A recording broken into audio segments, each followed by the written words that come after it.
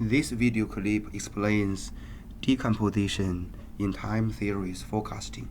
Here we have quarterly data for 7 years. We go to Stat, Time Series, Decomposition. Variable C46 sales. Seasonal length. Here we have quarterly data, so that is 4 here. Here we use a multiplicative model where we have seasonal index as we did in Excel spreadsheet. For model components, we use season trend plus seasonal. We check storage, we check trend line, detrended data, seasonally adjusted data, fits, residuals. For our better understanding, we click OK. Here we want to generate forecasts for let's say 8 quarters or for 2 more years.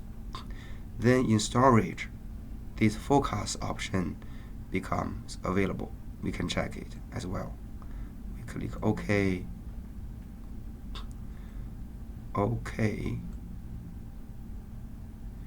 Here are some analysis for seasonal index, detrended data by season, percent variation by season, and residuals by season.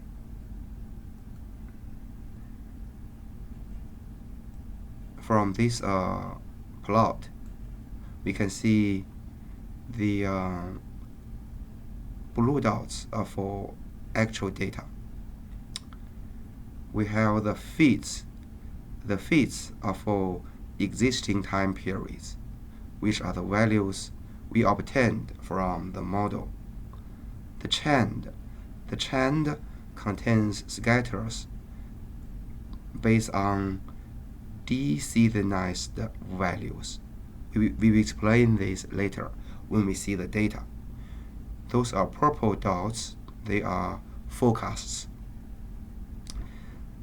Okay, now we go back to spreadsheet. Here we can see all the data we stored. Firstly, we see column C7. We can see these are seasonal indexes. They repeat every year. So we have the index for the first quarter is 0.77967. Then again for the second year, and again and again. So here we only have 4 different values. Then from column C7 and C4, we can obtain column C8. C8 equals C4 over C7.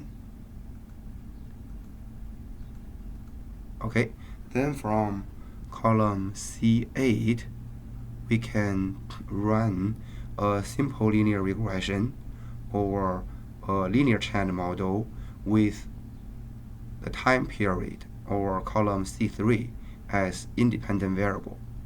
Then we can find a line. The data on the line are on column C5 here. Then column C5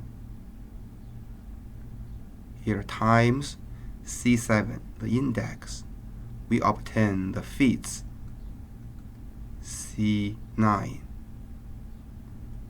So here we go back. C9 are the fits, and the C5 are those green dots.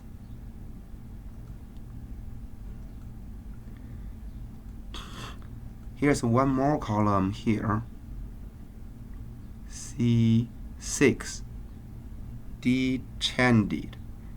Actually, this equals C4 over C5. We do not need this column for our calculation. This is only for information purpose. The residuals is equal to column C4 minus column C9. The true values minus the fits. Then the forecasts. The forecasts are developed from the linear regression equation, then multiplying the seasonal index. Here we have forecasts for 2 years. Here. Actually, using Minitab, we can only use a linear trend model. If we want to use another trend model, like a nonlinear, like quadratic model, then we can find column C8 here using Minitab. Then we can use a nonlinear trend model by ourselves to build a column like C5, then develop something like C9 and also C10 and also C11.